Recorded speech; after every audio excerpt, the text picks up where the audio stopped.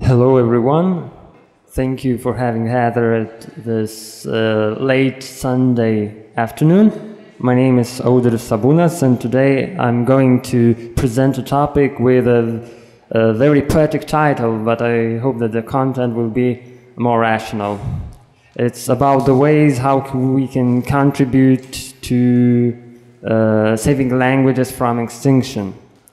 So the contents, the way I'm going to present is that first I'm going to make a presentation and then hopefully there will be some time for questions. So what's the problem going on with the endangered languages? This is a topic that I'm going to discuss today.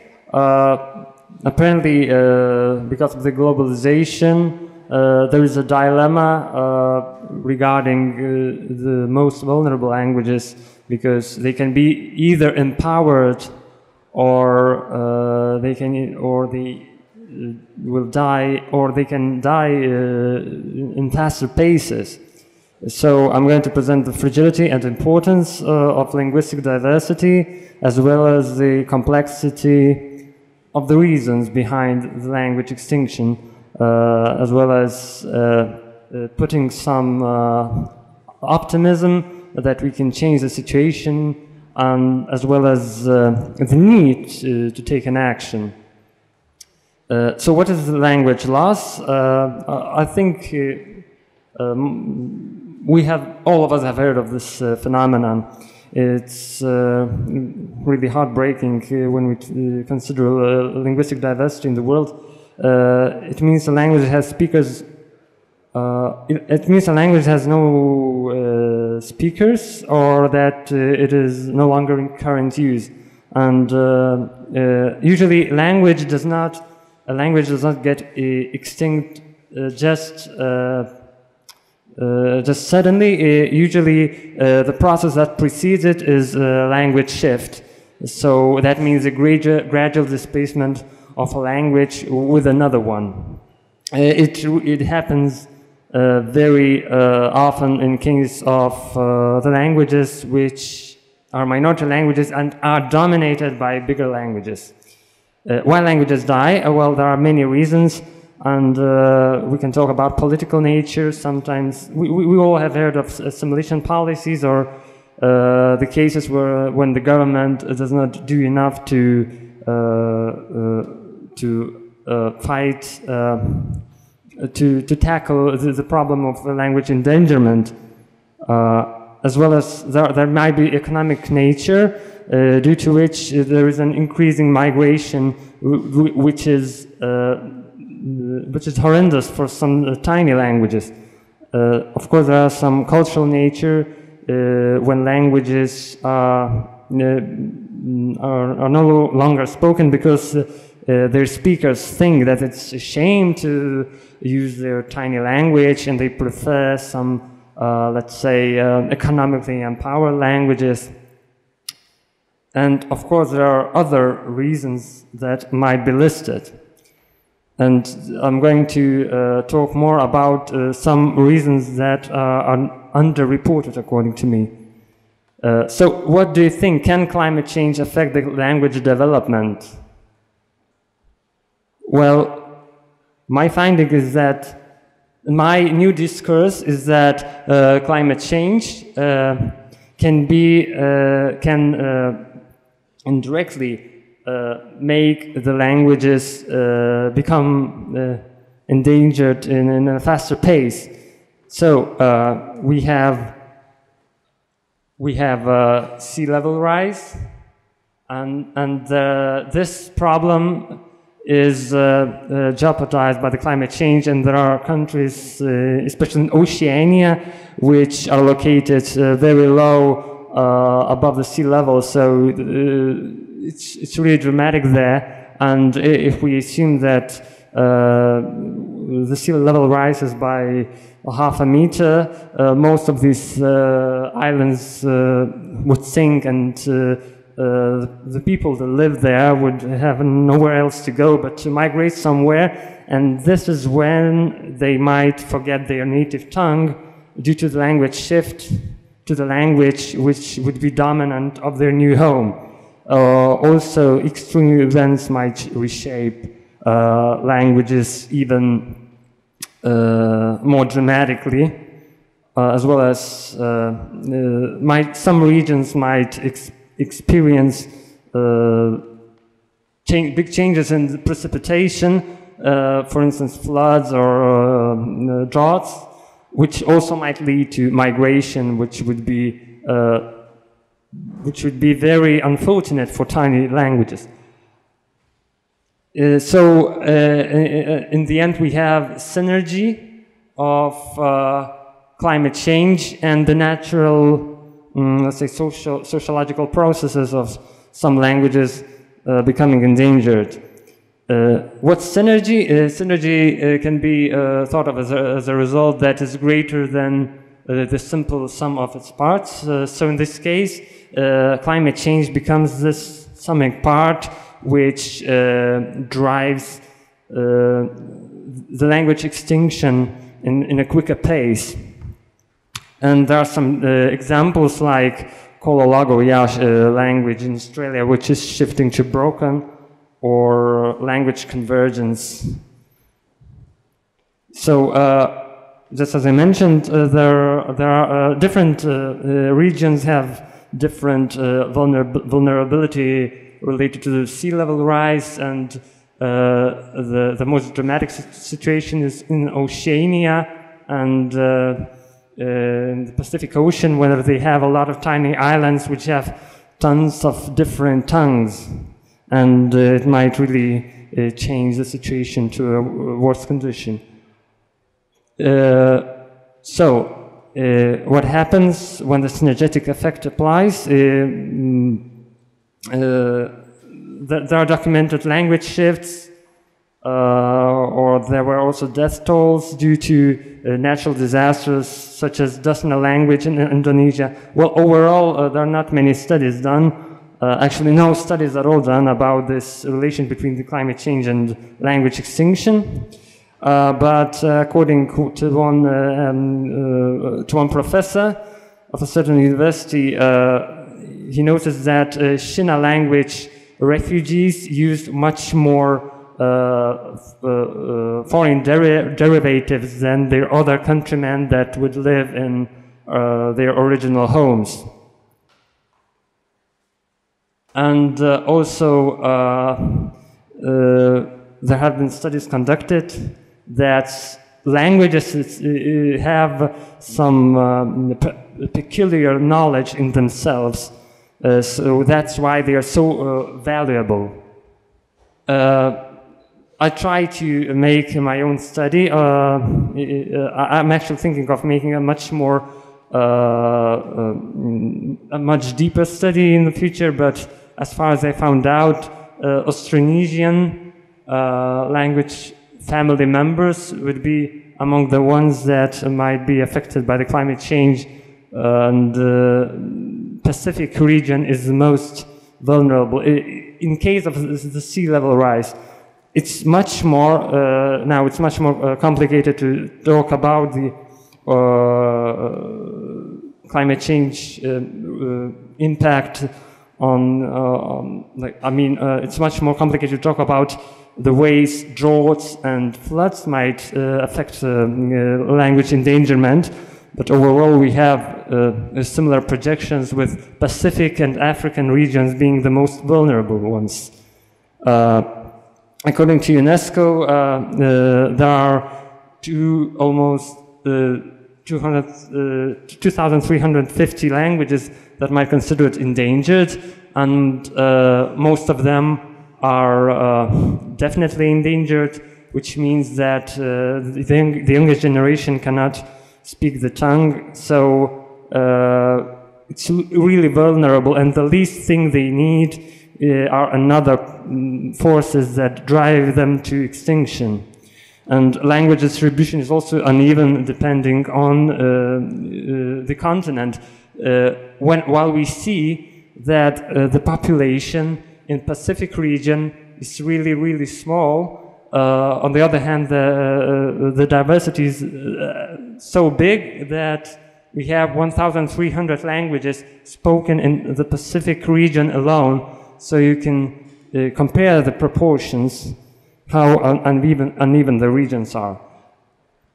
So there are different estimates how quick language extinction can be, how different the language extinction is, how quickly it happens, but conservative figures would give 6 languages a year, but for instance, National Geographic estimates that that might be up to 26 languages getting extinct every year. And furthermore, there are about 10% of all the languages have less than 10 speakers, so it's really dramatic to trying to save them. So do you think that we can rise the languages from the death? Well, there were some. When we think about how valuable the languages are, first of all, we have to admit that there are no worthless cultures, no worthless peoples, and ethical, scientific, and biological arguments apply. That means that if a language gets extinct, we lose the connection to the knowledge that has been acquired by certain nations, and it's really unethical to assume that one language is more privileged to exist than the other. Furthermore, any language is really good to study for linguists. Talking about the logosphere, it's a term that is used to denote how unique the knowledge that lies in a certain language.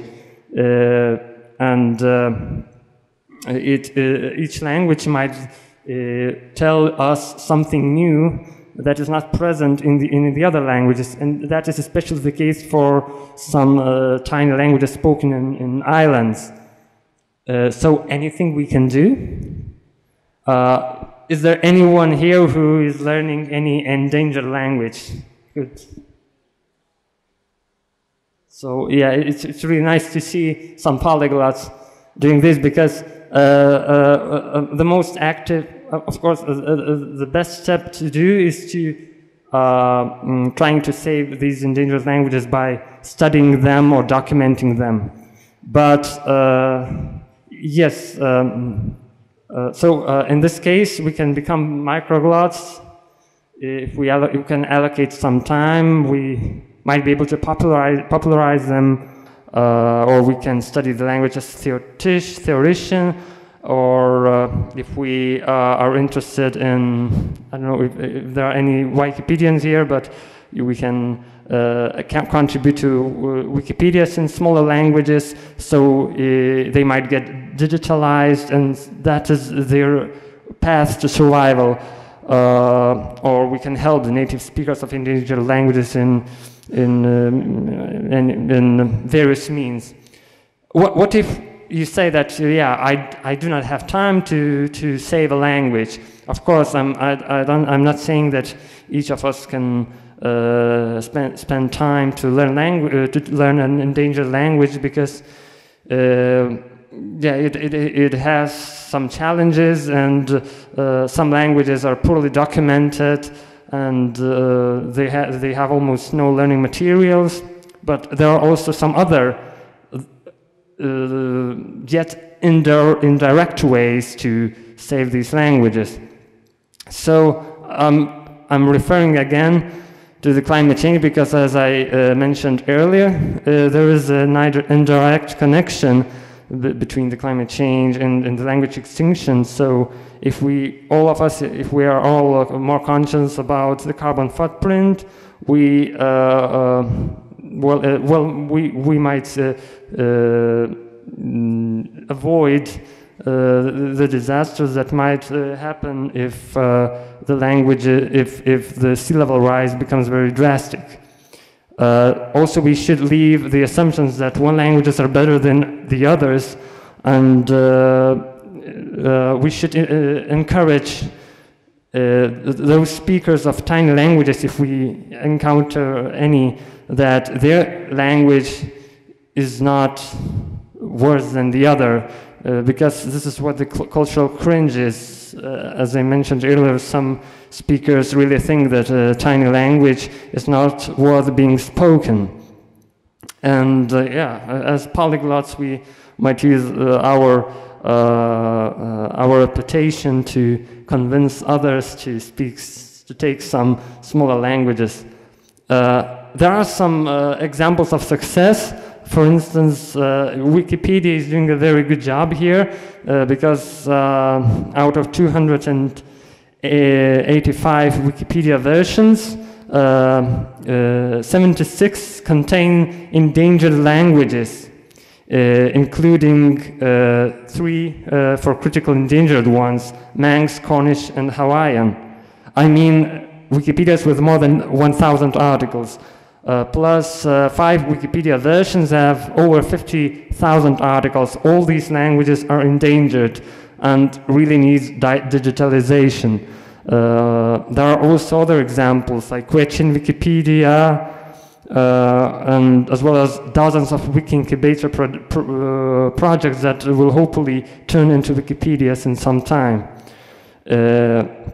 Other ways of digitalizing the languages are mobile apps, which are available in 26 languages, or online dictionaries, as well as freely accessible grammar books.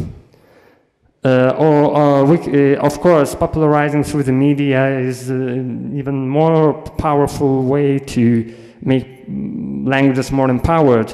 So, for instance, good examples are anime or manga in Ainu language, a minority language spoken in Japan, or Miyako, another minority language spoken in Okinawan Okinawan islands in Japan, where many songs were sung by Isamu Shimoji, as well as video blogs teaching Maori language.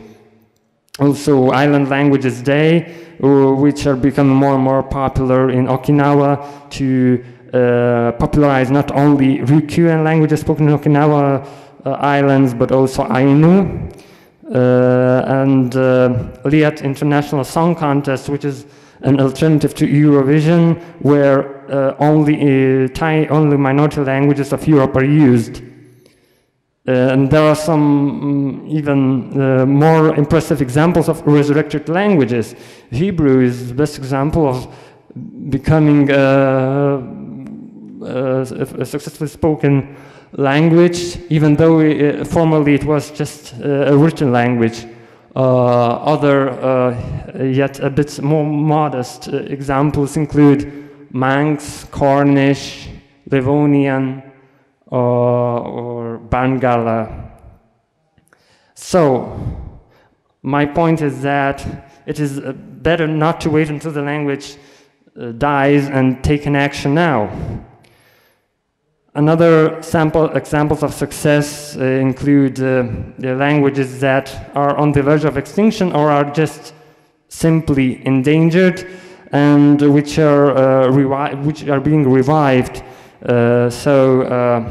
It includes Ainu language in Japan, which was almost extinct, but now there are a lot of people, especially young people, who are trying to learn this language, as well as Latgalian, which is still very often treated as a dialect, but it has its own radio stations, newspapers, and if you go to Latgale in Latvia, you would even see a lot of signs in this dialect or language, as well as Maori, which is also doing relatively fine compared to how it used to. And I would like to introduce some 10 personalities which contribute to saving these languages. I'm calling them superheroes because in this case they are superheroes that they are saving those microcosmoses from getting extinct. For instance, John Peabody Harrington documented as many as 50 languages. Some of which are already extinct, but his documentation is so relevant for for these languages that, for instance, Mutsun, a language in California, bases, activists of Mutsun language bases their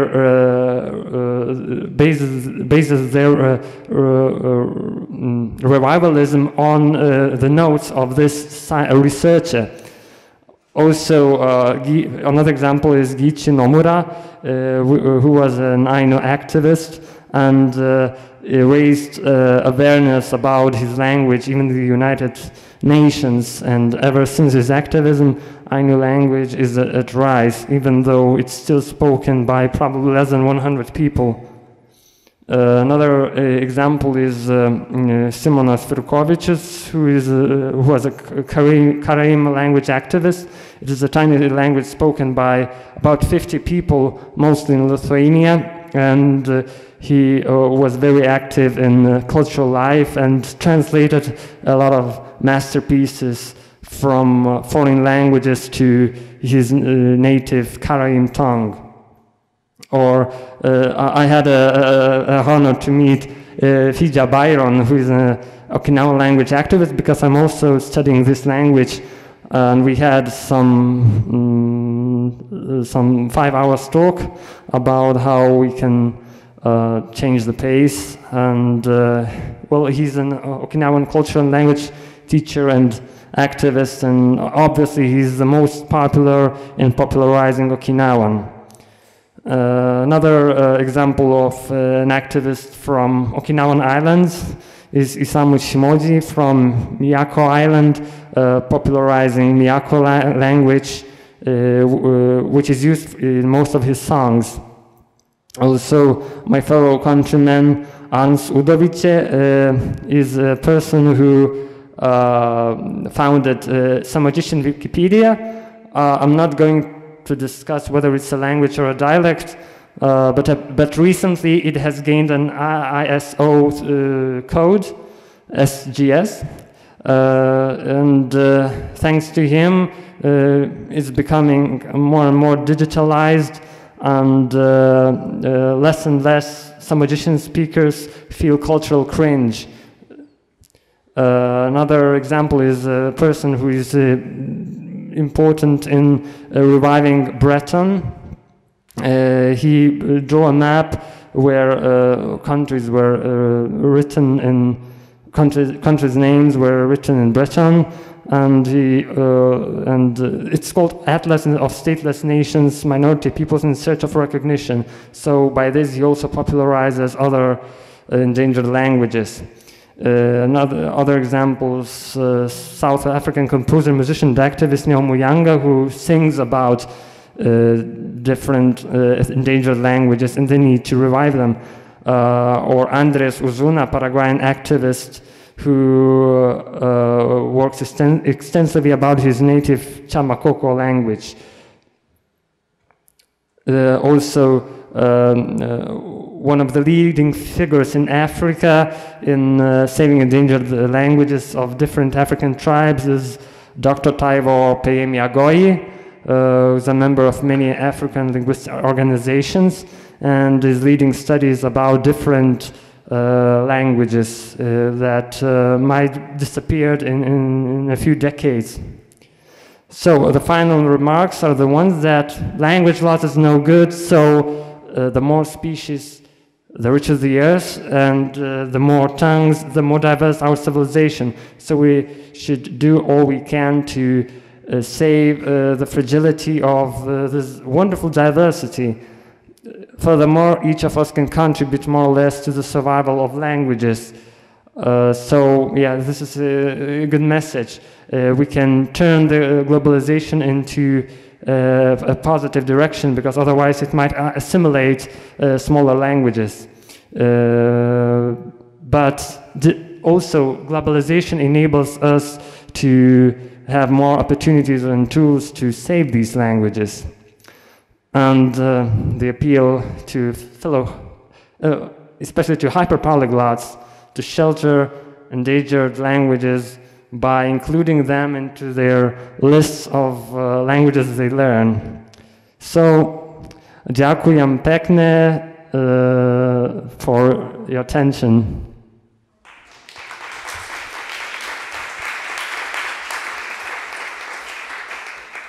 I would really appreciate your questions. I think, yeah, we still have quite a lot of time for questions.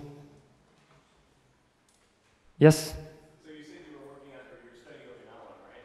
Yes, I'm trying to. Are there any other languages that you are interested in, or that are close to your heart as far as keeping alive more than others? I have to admit that so far I'm just, all of these languages that I'm studying, only Okinawan is endangered, but I'm also very interested in Ainu, and maybe in the future I will start learning it as well.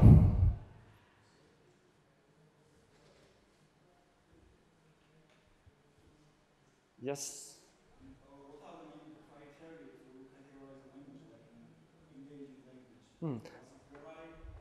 language? Thank you. The question was about the criteria to consider language an endangered one. So, yes, there are criteria, and they're mostly, according to UNESCO,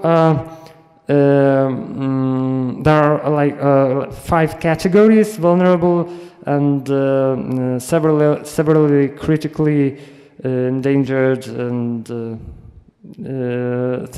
categories like that.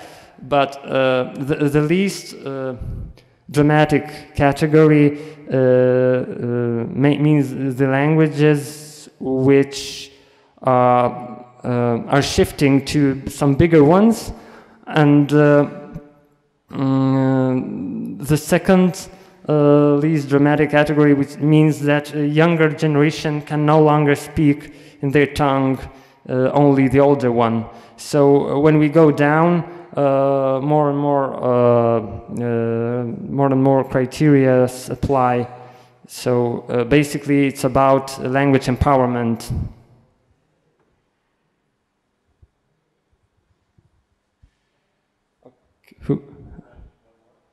Okay. You were speaking at the beginning about the fact that some languages might be endangered because of the fact that they are regarded less prestigious by the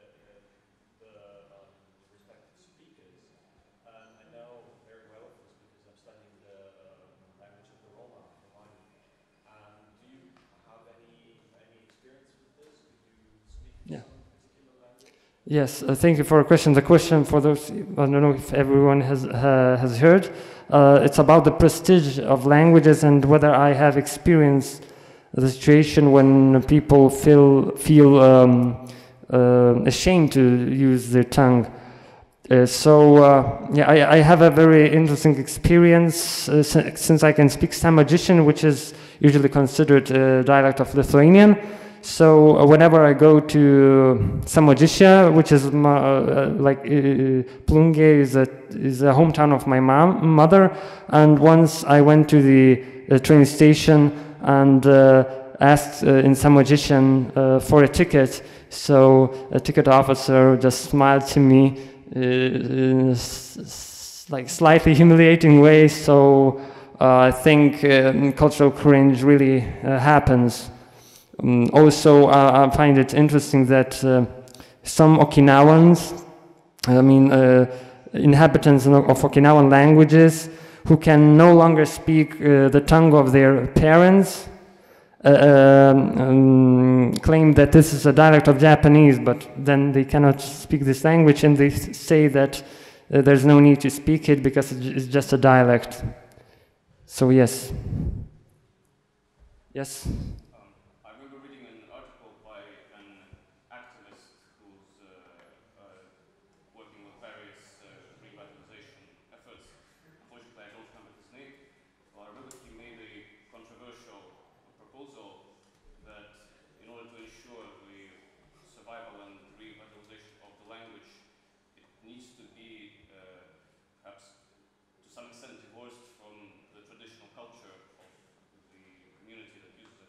For example, with Hebrew, it was taken out of the synagogue into the secular world, or Basque in the last 30 years, taken out of the villages into the cities. And so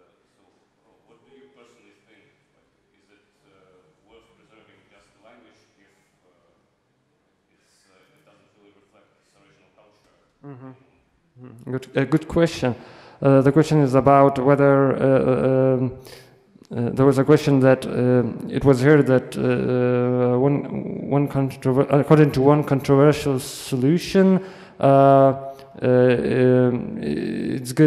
it would be a good idea to seclude the speakers of a certain language from the community so that this language could be preserved, right?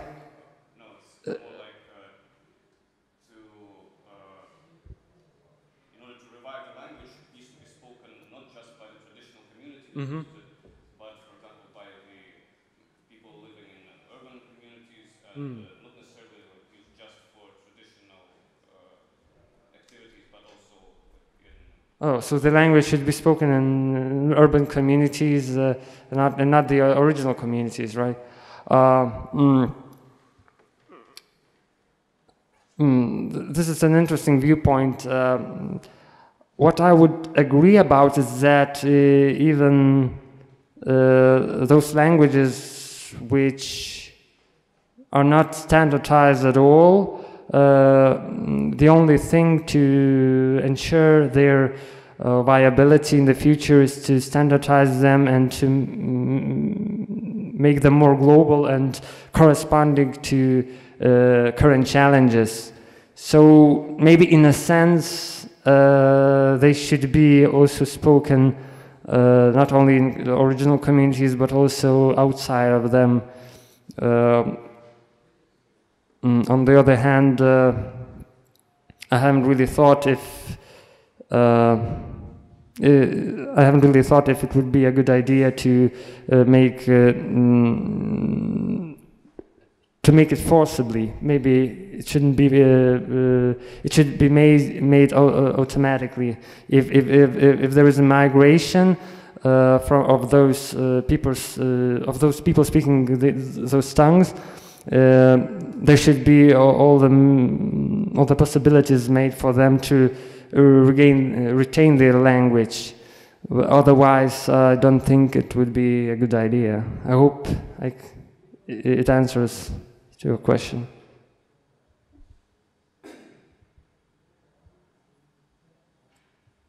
Any other questions? I wonder what. We still have some 10 minutes.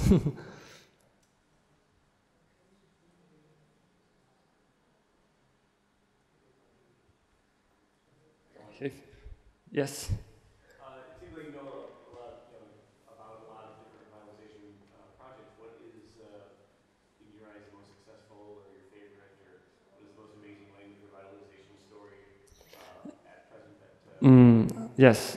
So the question is about the most successful revitalization story of a language.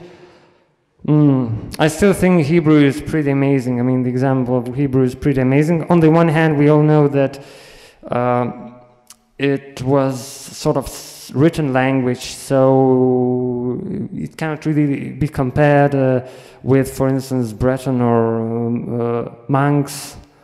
But on the other hand, it's really amazing how it became a dominant language of the state of Israel. Of course, I would also mention the example of Manx, even though I cannot say I have read extensively about it. But as far as I know, it's really amazing that this language was actually extinct by the end of the 19th century or something, and now it's fully digitalized. There are articles written in Wikipedia, and there are activists who talk in this language with each other. So that brings the message that it's possible to not only to save those languages which are endangered, but even to revive some of the recently extinct ones. Any other questions? Yes?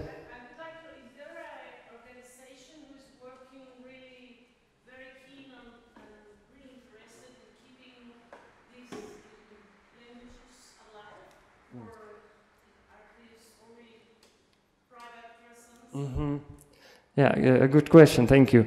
The question is about whether there are some organizations which are concerned about saving endangered languages. So to my knowledge, the biggest organization which is in charge of this issue is UNESCO Red List of Endangered Languages. So I think this is one of the main tools, the main framework. Just as you mentioned, there are also some activists, but they might not solve the problems alone. Yes? Are you personally interested in learning one of these languages? Just as I noticed, I'm learning the Okinawan, which is considered an endangered language, but still it's not a big deal. I would like to become at least an intermediate speaker, so that I could popularize it, for instance, through blogs, making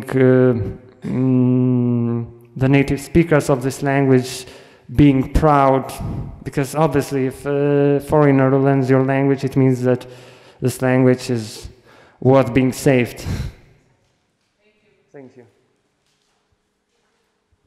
Any other questions? Maybe a last point.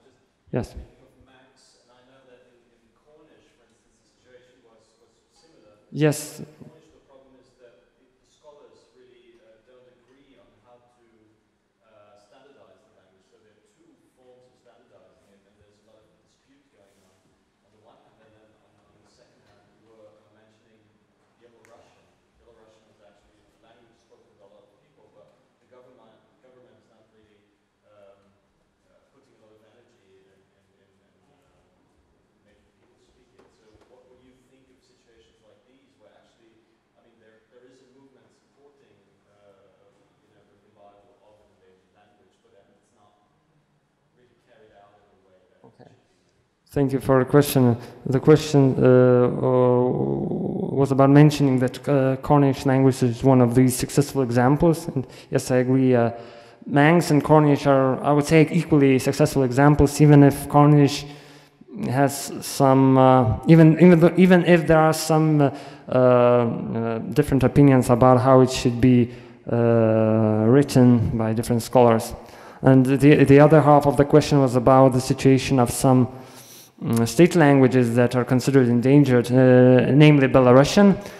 This is a very good question, because my country neighbors Belarus, and historically we've had very close ties, and it is really sad to see that the language, which is officially a co-official language, is considered to be vulnerable. And indeed, less and less younger Belarusians use this language at home, and there are different statistics which are really pessimistic for this language. I still think that there might be some people who disagree with me, but the problem is that Belarusian was too much of a minority language during the Soviet Union times that it could become a co-official language with Russian. The fact that in 1994 it was made a co-official language of Belarus has drawn its path to endangerment, because especially in Belarus, there were a lot of periods of assimilation, and this language was not strong enough to survive if another strong language has an equal status.